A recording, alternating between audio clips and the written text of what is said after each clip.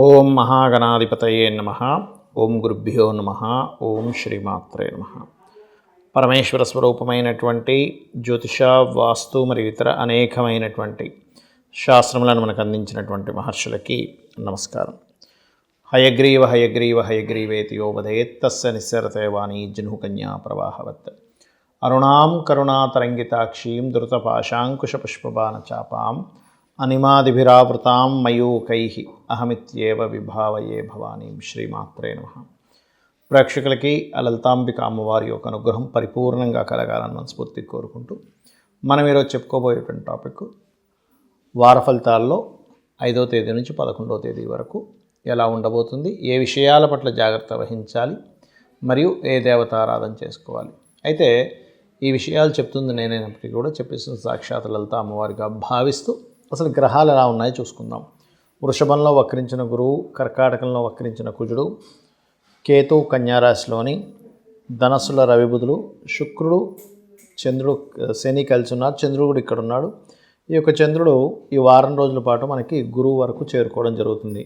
కుంభ, మీన, మేష, వృషభ రాశుల్లో. అదేవిధంగా మీనరాశిలో రాహు. ఇది గ్రహస్థితి. కుంభలగ్నము, కుంభరాశి. కుంభం వారికి కనుక చూసుకున్నట్లయితే ప్రధానంగా ఇక్కడ రాశిలో శుక్ర శని యొక్క సంబంధం కలిగి ఉంది. అదే కాకుండా 5వ తేదీ చంద్రుడు కూడా అక్కడే ఉంటున్నాడు. కాబట్టి ఈ చంద్రుడు అక్కడ ఉండడము, శుక్ర శని కాంబినేషన్ అనేటువంటి ముఖ్యంగా కుంభలగ్నం వారికి కొంత చదువుకునేటువంటి విషయంలో ఒక్కోసారి చూడండి కొన్ని ఇన్డెప్త్ విషయాలు తెలుస్తూ ఉంటాయి. అలా ఏదైనా చదువుకునే అంశంలో కావచ్చు, తల్లిదండ్రుల ఆస్తికి సంబంధించిన విషయంలో కావచ్చు, గతంలో ఏర్పడినటువంటి చిక్కులు చికాకులు ఇవన్నీ కూడా కాస్త ఈ వారం క్లియర్ అయ్యేటువంటి సమయం నడుస్తుంది. కాకపోతే మీరు 6, 7 తేదీలు ఎవరికి ధనం మాత్రం ఇవ్వకండి. ధన విషయంలో చాలా జాగ్రత్తగా ఉండండి. 8, 9 తేదీలు కూడా కొన్ని నిర్ణయాలు, అందులో ముఖ్యంగా కొన్ని నిగూఢమైనటువంటి ఉపాసనలు చేసేవారు 8, 9 తేదీలు కొంత జాగ్రత్తగా ఉండాలి. 10, 11 తేదీలు ముఖ్యంగా మీకు ఉద్యోగ అవకాశాలు రావడం చాలా అనుకూలంగా ఉంది. 10, 11 తేదీలు. ఇక సంతానం కోసం ప్రయత్నం చేసేటువంటి వారికి ఇప్పుడు ఉండేటువంటి గ్రహస్థితి పంచమాధిపతి సప్తమాధిపతితో కలిసి లాభస్థానంలో ఉండడం వల్ల 2 విషయాలు ఇక్కడ. ఒకటి, వివాహ ప్రయత్నం చేసేటువంటి వారికి ఇది సరైన సమయం. రెండవది, ఆ వివాహ ప్రయత్నంలో కూడా గవర్నమెంట్ ఎంప్లాయీస్ లేదా బిజినెస్ డీల్స్ చేసేటువంటి వారు, లేనట్లయితే మెడికల్ రంగాల్లో ఉండేవాళ్ళు, లేదా బ్యాంకింగ్ లేదా ట్రైనింగ్ రిలేటెడ్ ఉండేవారు కలవడం జరుగుతుంది. అలాంటి సంబంధాలు కుదురుతాయి. మూడవది, ఇష్టపడిన వారిని, అందులో ముఖ్యంగా బంధువర్గంలో వారు ఎవరైతే ఉంటారో వారిని ఇష్టపడినటువంటి వారిని వివాహం చేసుకోవడానికి ఇక్కడ అనుకూలతగా ఉంది. అలాగే ఉద్యోగ ప్రయత్నాలు కూడా ఫలిస్తాయి, అందులో ఎటువంటి సందేహం లేదు. అసలు లాంగ్ జర్నీస్ ఎక్కువగా సూచిస్తుంది. మరియు వాహన లాభము, గృహ లాభము, ఆభరణాల లాభం కూడా ఈ వారం మీకు యోగిస్తుంది. కొత్త వస్త్రాలు, కొత్తగా ఏదైనా కొనుగోలు చేయడం లాంటివి బలంగా చూపిస్తున్నాయి ఈ వారం మీకు చూసుకున్నట్లయితే కుంభం వారికి. అలాగే మరొక విషయం ఏంటంటే ఇక్కడ గమనించుకున్నట్లయితే మీరు ఎక్కువగా చేయవలసిన దేవత ఆరాధన విష్ణు సహస్రనామాల యొక్క శ్రవణం. ముఖ్యంగా లగ్నంలో శుక్రుడు వచ్చి చేరాడు కాబట్టి పాలతో లక్ష్మీదేవి నామం చెబుతూ అభిషేకంలా చేయండి. అన్ని విధాలా మీకు బాగుంటుంది. చాలామంది నన్ను అడుగుతున్నటువంటి ప్రశ్న ఏమిటి అంటే, జాతక చక్రంలో ఎలా ఉందో సేమ్ యాజ్ ఇట్ ఈజ్ అలాగే కలుగుతుందా, మనం ఏదైనా మార్చుకోవచ్చా అనేటువంటి చాలామంది నన్ను అడుగుతున్నటువంటి క్వశ్చన్ ఇది. ఒకటే చెప్తాను, మనకి పురాణాలు లేనట్లయితే అనేకమైనటువంటి గ్రంథాల్లో తీసుకుంటే అంతదాకెందుకు దేవి భాగవతమే ఉంది. అందులో వాళ్ళకి రాజ్యము అన్నీ పోతాయి కదా. రాజ్యం అన్నీ పోయినప్పుడు వాళ్ళు అడవులు పాలై తల్లి కొడుకు ఇద్దరు కూడా అక్కడ అమ్మవారి బీజాన్ని, ఐం బీజాన్ని చేస్తూ ఉంటాడు.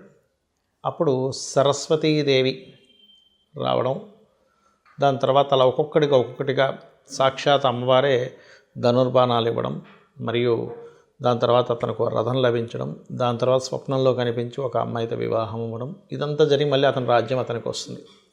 అంటే ఇక్కడ మనం అర్థం చేసుకోవాల్సింది ఏంటంటే, మన పూర్వజన్మ కర్మ బట్టి రాసుకొని వచ్చాం భూమి మీదకి. ఇలా జరగాలి స్టోరీ అనేది. ఇందులో కరెక్షన్స్ చేయబడతాయా చేయబడవా అనేటువంటిది కూడా అగైన్ ఎప్పుడు జరుగుతుంది, ఎప్పుడు సాధ్యం అంటే రెండు విషయాలు. ఒకటి మనం మానవ ప్రయత్నంగా చేసే ప్రయత్నము, రెండవది దైవానుగ్రహము. దైవానుగ్రహం చాలా ముఖ్యం. అందుకే మనం ఏం చేయాలి, సత్కర్మ చేయడం ద్వారా మన యొక్క కర్మ మారుతుంది. ఆదిశంకరాచార్యులు వారి వృత్తాంతంలో కూడా ఉసిరికాయ ఇస్తుంది. ఇతను భిక్షాటన చేసుకుంటూ ఒక్కొక్క ఇంటికి వెళ్తూ ఉన్నప్పుడు, ఒక ఇంటికి వెళ్ళినప్పుడు భిక్షాటన క్రమంలో ఆ ఇంటి ముందు అడిగినప్పుడు ఆవిడ ఒక ఉసిరికాయ ఇస్తుంది. ఉసిరికాయ ఇచ్చినప్పుడు చెప్తుంది, ఏమంటే 10 రోజుల నుంచి మా ఇంట్లో నేను ఎటువంటి ఆహారం లేకుండా ఉన్నాను, మా వారు బయటికి వెళ్ళారు, ఉన్న ఒక్క ఉసిరికాయ దేవుడికి నైవేద్యం పెట్టినటువంటి ఉసిరికాయ నీకు ఇస్తున్నాను స్వామి అని చెప్పినప్పుడు ఆదిశంకరాచార్యుల వారికి ఒక్కసారిగా కళ్ళలో నీళ్ళు వస్తాయి. వచ్చి లక్ష్మీదేవిని ప్రార్థించినప్పుడు ఆ యొక్క లక్ష్మీదేవి ప్రత్యక్షమై మొట్టమొదటిగా చెప్పిన మాట ఏమిటంటే, శంకరా నువ్వు నన్ను ప్రసన్నం చేసుకున్నావు, ఏం కావాలి అని అడిగినప్పుడు ఇక్కడ ఈ దారిద్ర్యాలు ఉందమ్మా నువ్వు అనుగ్రహించు అన్నప్పుడు, కరెక్టే నేను అనుగ్రహించాలంటే పుణ్యం ఉండాలి కానీ ఇవిడికి పుణ్యం లేదు కదా అంటుంది. అప్పుడు అతను ధర్మం పాటించింది కదా, ధర్మం పాటించినందుకు ధర్మాన్ని అడ్డుపెట్టి నువ్వు ఇవ్వాలి అన్నప్పుడు అక్కడ ఇప్పటికే ఉంది కాలడిలో బంగారు ఉసిరికాయల యొక్క వర్షం కురిసింది. అంటే ఇక్కడ అర్థం ఏమిటి, మీ జన్మజాతకంలో ఒక భావం పాడైంది, 4వ స్థానం పాడైంది, విద్యా సంబంధించిన ఆటంకాలు, లేదా గృహ సంబంధించిన ఆటంకాలు, లేదా ధనభావం పాడైంది, ధన సంబంధించిన ఆటంకాలు, వృత్తిభావం పడింది, ఆటంకాలు ఏర్పడతాయి. ఎందుకు, పూర్వజన్మలో చేసుకున్న కర్మ వల్ల. కానీ అది ఎవరు, చాలామంది నన్ను అడుగుతున్నటువంటి ప్రశ్న ఏమిటి అంటే, జాతక చక్రంలో ఎలా ఉందో సేమ్ యాజ్ ఇట్ ఈజ్ అలాగే కలుగుతుందా, మనం ఏదైనా మార్చుకోవచ్చా అనేటువంటి చాలామంది నన్ను అడుగుతున్నటువంటి క్వశ్చన్ ఇది. ఒకటే చెప్తాను, మనకి పురాణాలు లేనట్లయితే అనేకమైనటువంటి గ్రంథాల్లో తీసుకుంటే అంతదాకెందుకు దేవి భాగవతమే ఉంది. అందులో వాళ్ళకి రాజ్యము అన్నీ పోతాయి కదా, రాజ్యం అన్నీ పోయినప్పుడు వాళ్ళు అడవులు పాలై తల్లి కొడుకు ఇద్దరు కూడా అక్కడ అమ్మవారి బీజాన్ని, ఐం బీజాన్ని చేస్తూ ఉంటాడు. అప్పుడు సరస్వతీదేవి రావడం, దాని తర్వాత అలా ఒక్కొక్కటిగా సాక్షాత్ అమ్మవారే ధనుర్బాణాలు ఇవ్వడం, మరియు దాని తర్వాత అతనికి రథం లభించడం, దాని తర్వాత స్వప్నంలో కనిపించి ఒక అమ్మాయితో వివాహం అవ్వడం, ఇదంతా జరిగి మళ్ళీ అతని రాజ్యం అతనికి వస్తుంది. అంటే ఇక్కడ మనం అర్థం చేసుకోవాల్సింది ఏంటంటే, మన పూర్వజన్మ కర్మ బట్టి రాసుకొని వచ్చాం భూమి మీదకి. ఇలా జరగాలి స్టోరీ అనేది. ఇందులో కరెక్షన్స్ చేయబడతాయా చేయబడవా అనేటువంటిది కూడా అగైన్ ఎప్పుడు జరుగుతుంది, ఎప్పుడు సాధ్యం అంటే రెండు విషయాలు. ఒకటి మనం మానవ ప్రయత్నంగా చేసే ప్రయత్నము, రెండవది దైవానుగ్రహము. దైవానుగ్రహం చాలా ముఖ్యం. అందుకే మనం ఏం చేయాలి, సత్కర్మ చేయడం ద్వారా మన యొక్క కర్మ మారుతుంది. ఆదిశంకరాచార్యులు వారి వృత్తాంతంలో కూడా ఉసిరికాయ ఇస్తుంది. ఇతను భిక్షాటన చేసుకుంటూ ఒక్కొక్క ఇంటికి వెళ్తూ ఉన్నప్పుడు, ఒక ఇంటికి వెళ్ళినప్పుడు భిక్షాటన క్రమంలో ఆ ఇంటి ముందు అడిగినప్పుడు ఆవిడ ఒక ఉసిరికాయ ఇస్తుంది. ఉసిరికాయ ఇచ్చినప్పుడు చెప్తుంది, ఏమంటే 10 రోజుల నుంచి మా ఇంట్లో నేను ఎటువంటి ఆహారం లేకుండా ఉన్నాను, మా వారు బయటికి వెళ్ళారు, ఉన్న ఒక్క ఉసిరికాయ దేవుడికి నైవేద్యం పెట్టినటువంటి ఉసిరికాయ నీకు ఇస్తున్నాను స్వామి అని చెప్పినప్పుడు ఆదిశంకరాచార్యుల వారికి ఒక్కసారిగా కళ్ళలో నీళ్ళు వస్తాయి. వచ్చి లక్ష్మీదేవిని ప్రార్థించినప్పుడు ఆ యొక్క లక్ష్మీదేవి ప్రత్యక్షమై మొట్టమొదటిగా చెప్పిన మాట ఏమిటంటే, శంకరా నువ్వు నన్ను ప్రసన్నం చేసుకున్నావు, ఏం కావాలి అని అడిగినప్పుడు ఇక్కడ ఈ దారిద్ర్యాలు ఉందమ్మా నువ్వు అనుగ్రహించు అన్నప్పుడు, కరెక్టే నేను అనుగ్రహించాలంటే పుణ్యం ఉండాలి కానీ ఇవిడికి పుణ్యం లేదు కదా అంటుంది.